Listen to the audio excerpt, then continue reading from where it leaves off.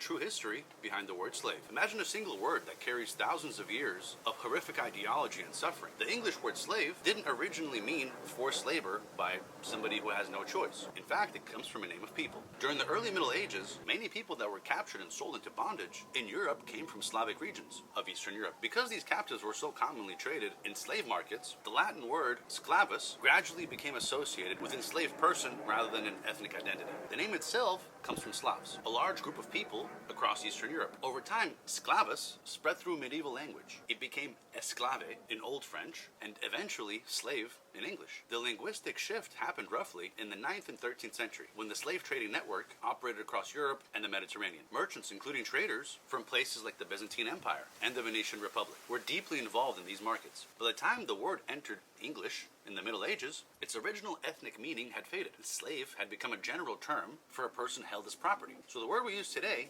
is actually a historical echo of a time when the entire populations, especially Slavic peoples, were targeted in the slave trading system. It's a reminder that language often preserves traces of history, even when the original story behind a word has been long forgotten. Like, comment, and sub for more interesting stories.